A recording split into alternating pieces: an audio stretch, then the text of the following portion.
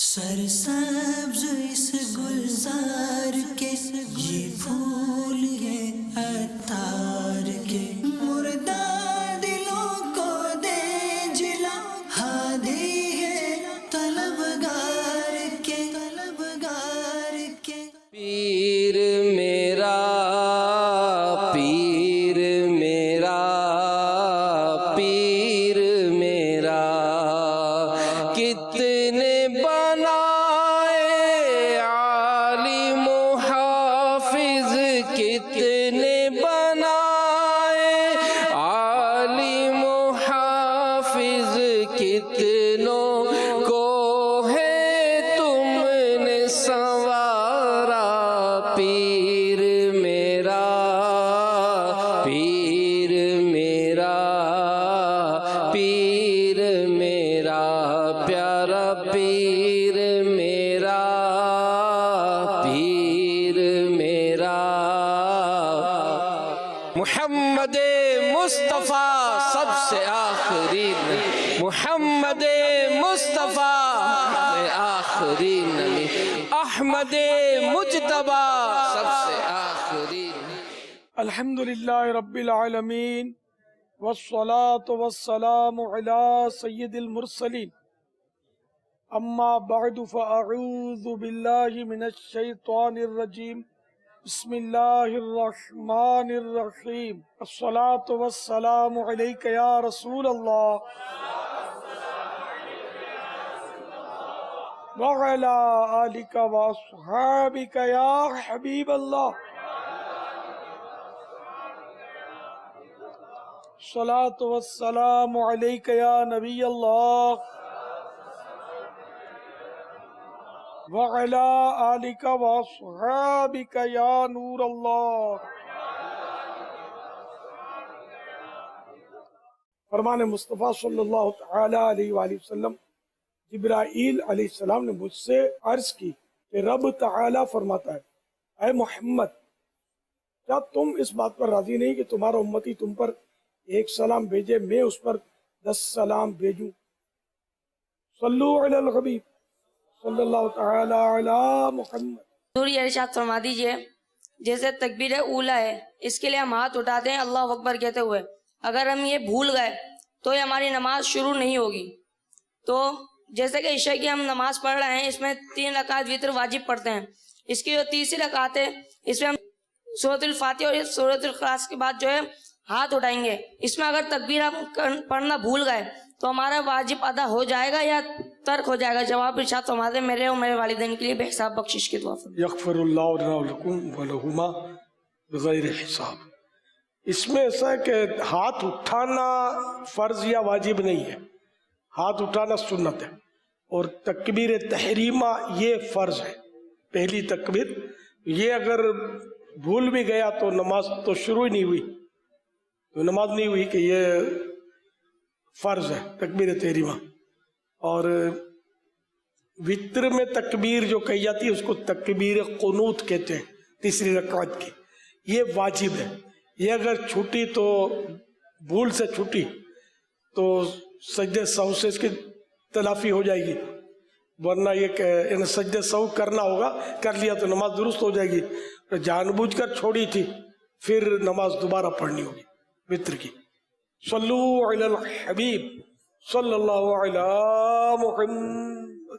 پیارے باپا جان، میں الحمدللہ آج سے تقریباً 8 سال قبل اسلامی بھائیوں کی کوشش سے مدنی ماحول سے وابستہ ہوا تھا. ماشاءاللہ الحمدللہ اسی وقت سے مدنی کام کرنے کا بڑا جذبہ اور شوق تھا. الحمدللہ ابھی بھی دینی کام کرتے ہیں. عرض یہ ہے کہ دینی کاموں کو کرتے کرتے بیچ میں ناغے ہو جاتے ہیں، بیچ میں جو ہے کچھ دن باقی رہ جاتے ہیں. تو دینی کاموں پر استقامت کیسے پائی جائے، مستقل مزاجی نہیں ملتی، وہ کیسے ملے، یہ جواب ارشاد فرما دیجئے. کوشش کرتے رہے کہ دکان جو چلاتا ہے تو وہ دکان پہ اس کو استقامت ملتی ہے کہ یار کبھی بند رکھ دی، کبھی کھول دی، 2 دن بند کر دی، 3 دن کھول دی، تو وہ کبھی نہیں کرے گا ایسا کہ میرے تو گاہک ٹوٹ جائیں گے. اور یہ غور کرے گا کہ یار میں نے 3 دن میں اتنا کمایا، 2 دن چھوڑا، تو 5 دن اگر کام کرتا دکان کھولتا تو اتنا کماتا. تو میرا یہ لاس ہو گیا, نقصان ہو گیا. تو اسی طرح دینی کام کرنے میں بھی ثواب ملتا ہے, تو اس پر بھی غور کریں کہ میں اگر یہ ان دنوں میں بھی دینی کام کرتا تو اتنی اتنی نیکیاں مجھے مل جاتی. اور قیامت کے دن تو ایک ایک نیکی کے لیے بندہ پھر رہا ہوگا کہ کوئی ماں کو نہ ماں بیٹی کو دے گی, نہ باپ بیٹے کو نیکی دے گا, نہ بیٹا باپ کو دے کہ ایک نیکی کم پڑتی ہے, تب بھی کوئی نیکی دینے کے لیے تیار نہیں ہوگا, بلکہ کہے گا مجھے اس کی تو ضرورت ہے کہ مجھے نیکی مل جائے. تو یوں مطلب نیکی کی ابھی ہم کو افسوس کے اہمیت اتنی سمجھ نہیں آتی. قیامت کے دن سمجھ آئے گی جب نیکی کرنے کا وقت جا چکا ہوگا. تو اس لیے وہ کوئی گناہ کرنا نہیں ہے, کوئی نیکی چھوڑنی نہیں ہے. انشاءاللہ. میں کوئی نیک کام کی یا کوئی چیز کی نیت کرتا ہوں لیکن اس کو کر نہیں پاتا, یا کوئی مسئلہ آ جاتا ہے یا کوئی چیز میں پھنس جاتا ہوں, مطلب نہیں ہو پاتی وہ چیز, تو اس کے لیے کیا مطلب کیا کیا جائے, مطلب کس طرح اس چیز میں کنسسٹنسی کر سکتے ہیں؟ اگر سیریس لیں گے نا کہ فلاں نیک کام کرنا ہے, مجھے کر رہا ہے, تو کر لیں گے. مثلاً آپ کو حج کا ویزا لگ جائے, اللہ کرے, ٹھیک ہے نا, تو یہ نیکی ہے تو نیکی نا. اب آپ کیا پھر وہ سیٹ بھی آپ کی رہ جائے گی, پیسے جمع ہوئے تھے جو اپنے فارم بھرا تھا وہ بھی استقامت نہیں ہے, ہو نہیں پاتی نیکی. پھر آپ یہ کہ سوئے رہ جائیں گے, ہوائی جہاز آپ کو لیے بغیر اڑ جائے گا, ایسا ممکن ہے نا؟ نہیں ہو سکتا نا, بہت مشکل ہے نا سر. تو کیا آپ نے حج کی نیکی کو سیریس لیا, مدینہ شریف کی حاضری کی نیکی کو سیریس لیا, تو لاکھوں روپے خرچ کر کے بھی وہ کام آپ کا ہو گیا. اور اگر دیگر نیک کام ہے اس کو سیریس لے نہیں رہے تو اس لیے وہ ہو نہیں پا رہے. تو اس لیے جس کام کو آپ سیریس لیں گے وہ ہو جائیں گے. رمضان شریف کا روزہ, رمضان آ گیا, روزوں کا ذہن ہے کہ بھئی 30 پورے رکھنے, تو اب وہ ذہن ہے تو سیریس لیا ہوا روزہ تو رکھنا ہی ہے, کچھ بھی ہو جائے تو یہ پورا مہینہ روزہ ہو جائے گا.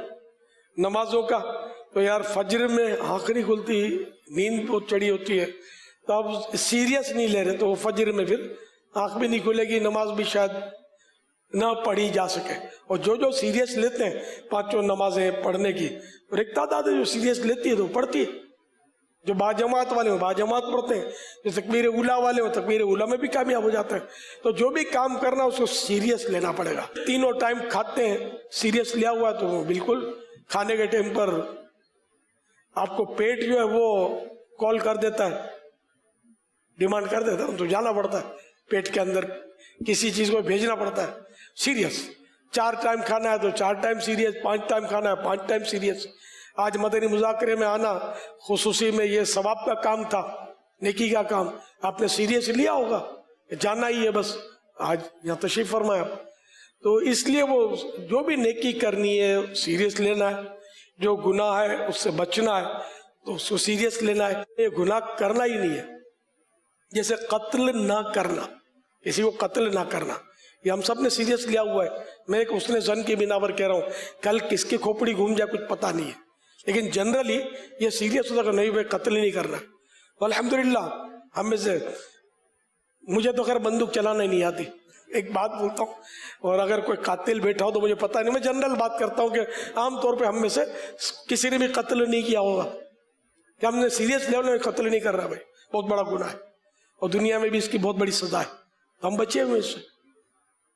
اور باقی کسی کو اٹھا کے چانٹا مار دینا, اس کو کم سیریس لیا ہوا, تو ہم میں سے کوئی شاید ہوگا جو چانٹے شاہ نہ ہو, کبھی نہ کبھی چانٹے مارے ہوں گے کسی کو, اگرچہ یہ کسی کو ناحق چانٹے مارے, اگر مارا ہے کسی کو ناحق تو یہ بھی ظلم ہے, توبہ بھی کرنی ہوگی, اس سے معافی مانگنی ہوگی.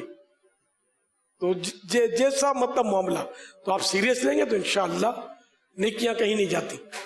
اور مدنی قافلوں میں سفر کریں, نیک اعمال کے مطابق زندگی گزاریں, تو اتنی نیکی آ جائیں گی کہ انشاءاللہ نیک بن جائیں گے خود ہی انشاءاللہ. جی آپ دعا کیجئے کہ میں سیریس ہو جاؤں, آمین. اور میرے والدین کے لیے دعا کیجئے, اور میرے نانا ولی فدہ ہیں, ولی محمد فدہ, ان کے لیے مغفرت کی دعا کر دیجئے. اچھا جی, تو آپ نواسا ہوں میں ان اسماعیل کے بیٹے ہیں؟ نہیں, نہیں, آپ کے والد میرے والد سراج ہے لیکن میرے نانا ہے وہ. حاجی اسماعیل فدا آپ کے نانا ہے؟ ولی محمد فدا. حاجی ولی محمد فدا. جی جی ہاں میں سمجھ گیا. جی وہ میرے, ہاں وہ بھی میرے رشتے دار ہی ہیں مطلب. جی اسماعیل پھر آپ کے ماموں ہوئے. جی بالکل جی. بالکل. یہ حاجی عبید رضا کے نانا کے بھائی حاجی اسماعیل. لیکن یہ کہ میرے قائم مقام سسر یہی تھے, کیونکہ میں نے حاجی اسماعیل فدا کو تو دیکھا ہی نہیں نا, یہ تو وفات پا گئے تھے پہلے ہی. بالکل. تو آپ ہمارے خاندان کے. جی بالکل. تو آپ کو تو بالکل یار پھر مدنی حلیہ آج سے ہو جانا چاہیے. انشاءاللہ. انشاءاللہ. مرحبا. کہ جو یہ نانا کا بتا رہے نا, یہ تھے عاشق رسول. مدینہ شریف میں ان کا انتقال ہوا, جنت البقیع میں دفن ہوئے. جیسے دیکھا جاتا ہے لوگ اپنی بچپن کی اور شادی وغیرہ میں جیسے البم بنواتے ہیں تو اس کو سنبھال کے رکھتے ہیں, اور اس کے بارے میں ہم نے علماء سے سنا ہے کہ بروز قیامت اس کے اوپر سزا کا معاملہ ہوگا. تو باپا پوچھنا یہ تھا کہ جیسے سزا کا معاملہ قبر میں بھی ہوگا یا صرف محشر کے لیے ہوگا؟ تصویر بنانا اور بنوانا یہ تو حرام ہے. اچھا اب تو آسانی یوں ہوگی کہ ڈیجیٹل فوٹو جو ہوتا ہے موبائل میں جیسے ہوتا ہے تو یہ جائز ہے, اس میں سزا نہیں ہے. حدیث پاک میں ہے کہ بے شک روز قیامت سب سے زیادہ سخت عذاب میں وہ ہے جو کسی نبی کو شہید کرے, یا کوئی نبی اسے جہاد میں قتل فرمائے, یا جو اپنے ماں باپ کو قتل کرے, اور تصویر بنانے والے اور وہ عالم جو علم پڑھ کر گمراہ ہو. یعنی اس قسم کے جو افراد ہیں ان کو قیامت کے دن سب سے زیادہ سخت عذاب ہوگا, یہ لکھا ہے. دوسری حدیث میں بے شک سب سے زیادہ سخت عذاب روز قیامت مصوروں پر ہوگا, تصویر بنانے والوں پر ہوگا. صلو علی الحبیب صلی اللہ علی محمد. پیارے مرشد کریم, عرض یہ ہے کہ یہ جو ہم سنتے ہیں کہ اچانک موت کیا چیز ہوتی ہے, اور جو ہم اس کے متعلق وظائف سنتے ہیں کہ یہ پڑھیں گے تو اچانک موت سے محفوظ رہیں گے, تو یہ اس سے محفوظ رہنا کیا ہے؟ اور آپ کا ایک پیارا سا رسالہ ہے مدنی وصیت نامہ, اس کے اندر آپ نے تحریر فرمایا, میں نے پڑھا تھا کہ اگر خود کو عالم نزعہ میں پائیں تو اس وقت کا ہر کام سنت کے مطابق کریں. تو کیا ایسا ہوتا ہے کہ بندہ عالم نزع پاتا ہے, اس کو یہ پتہ ہوتا ہے کہ مجھے نزع کا عالم ہے, تو اس وقت میں اتنی اس کو تمیز ہوتی ہے کہ تمام کام سنت کے مطابق کرے؟ یعنی خود کو نزع کا پتہ چلنا. بعض اکابرین بزرگوں سے کی حکایت سے تو یہ سمجھ میں آتا ہے کہ ان کو پتہ تھا کہ نزع کے وقت, اور انہوں نے نزع کی کیفیات بھی بیان فرمائی ہے. یہ ہر ایک کو پتہ چلنا یہ شاید نہ ہوتا ہو. دوسرا یہ کہ اچانک موت تو انڈرسٹوڈ ہے کہ مطلب آدمی بیٹھے بیٹھے ہنس رہا ہے, بات کر رہا ہے, ہارٹ فیل ہو جاتا ہے, گر جاتا ہے, یا چھت گر جاتی ہے, یا کوئی نہ کوئی ایسا حادثہ ہو جاتا ہے کہ دیکھتے دیکھتے آدمی مر جاتا ہے. بارہا اچانک موت آتی ہے, اور جو سخت بیمار ہوتا ہے وہ بھی مرنے کے لیے ہر ایک اس کو ذہن نہیں بنا ہوتا کہ اب میں مر جاؤں گا, اتنا نہیں ہوتا. وہ ہاتھ پیر مار رہا ہوتا ہے کسی طرح میں نکل آؤں گا اس سے. اللہ پاک عافیت والی موت نصیب فرمائے, ایمان کے ساتھ کلمے کے ساتھ جائے دنیا سے. فرمایا رسول اللہ صلی اللہ علیہ وآلہ وسلم نے, ناگہانی موت غضب کی پکڑ ہے. اس میں یہ ابو داؤد شریف کی حدیث ہے, اور بیہقی نے شعب الایمان میں, اور رزین نے اپنی کتاب میں یہ بڑھایا کہ کافر کے لیے غضب کی پکڑ ہے اور مومن کے لیے رحمت. میرات کی دوسری جلد میں یہ ہے, یعنی اس حدیث کے تحت یعنی ہارٹ فیل کی موت गज़ब रब की अलामत है, क्योंकि इसमें बंदे को तौबा, नेक अमल, अच्छी वसीयत का मौका नहीं मिलता। मगर ये काफिर के लिए, मोमिन के लिए ये भी नेमत है, क्योंकि मोमिन किसी वक्त रब से गाफिल रहता ही नहीं। देखो हजरत सुलेमान और याकूब अलैहिस्सलाम की वफात अचानक ही हुई। हुजूर सल्लल्लाहु अलैहि वसल्लम फरमाते हैं कि अचानक मौत मोमिन के लिए राहत है और काफिर के लिए पकड़, कि मोमिन उस मौत में बीमारियों की मुसीबत से बच जाता है। सल्लू अलल हबीब सल्लल्लाहु अला मुहम्मद। बापा जान, इससे महफूज रहना क्या ये है कि बंदा उसको पता हो कि मौत मुझे आ जाएगी तो मैं तौबा कर लेगा उससे पहले, यानी अचानक नहीं आएगी, ये महफूज होना बज़ाहिर अल्फाज से तो यही समझ में आता है कि बाद औराद ऐसे होते हैं कि जिसमें जैसे सोते वक्त 21 टाइम बिस्मिल्लाहिर्रहमानिर्रहीम पढ़े, उसकी भी ये फजीलत है कि वो अचानक नहीं मरेगा। रात में सोते वक्त, सोने से पहले रात को पढ़ ले तो। मदनी वसीयत नामा में तो ये लिखा, अगर आलम नज़ा में पाए, यानी मुझे आलम नज़ा में पाए, कि मेरी वसीयत है, अगर आलम नज़ा में पाए तो उस वक्त का हर काम सुन्नत के मुताबिक करें। मुमकिन सूरत में सीधी करवट लेटा कर चेहरा किबला रू करें, यासीन शरीफ भी सुनाए, और कलेमा तैयबा सीने पर दम आने तक मुसलसल बा आवाज पढ़ा जाए। ये तो अपने लिए मैंने लिखा कि अगर मुझे आलम नज़ा में, यानी आप लोग मौजूद हों उस वक्त जब मुझ पर नज़ात आ रही है, उस वक्त ये काम करने हैं, हर काम सुन्नत के मुताबिक करना है। अपने लिए लिखा है, आप लोगों को ये नहीं कहा कि ऐसा करना। अलबत्ता ये कि जो मैंने अर्ज किया कि नज़ा के वक्त बाजों को पता चलता हो, ये हिकायत रिवायत से ऐसे सामने तो आ रही हैं बातें कि पता चलता है, नज़ा की कैफियत बयान भी की है। सल्लू अलल हबीब सल्लल्लाहु अला मुहम्मद।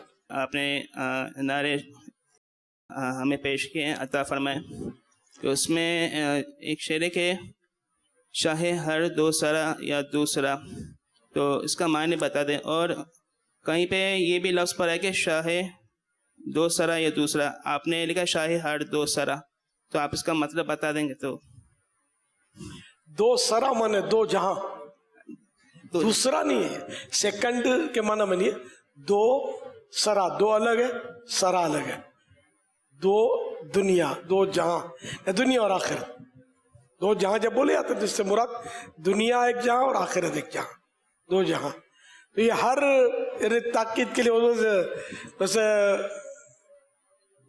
इन हर दो ने ये किया, तो ये मतलब ये दो को मजीद वाज़ेह करता है। ये हर जो है ना, शाय हर दो सरा, ये सरकार सल्लल्लाहु अलैहि वसल्लम के लिए लिखा भी होता है किताबों में। तो यूं हर दो सरा, शाय हर दो सरा। सल्लू अलल हबीब सल्लल्लाहु अला मुहम्मद। मेरा सवाल है कि ईसाल सवाब जिंदा को करा जा सकता है? ईसाल सवाब जिंदों को भी कर सकते हैं। मेरे आका सल्लल्लाहु अलैहि वसल्लम से बढ़कर भी कोई जिंदा है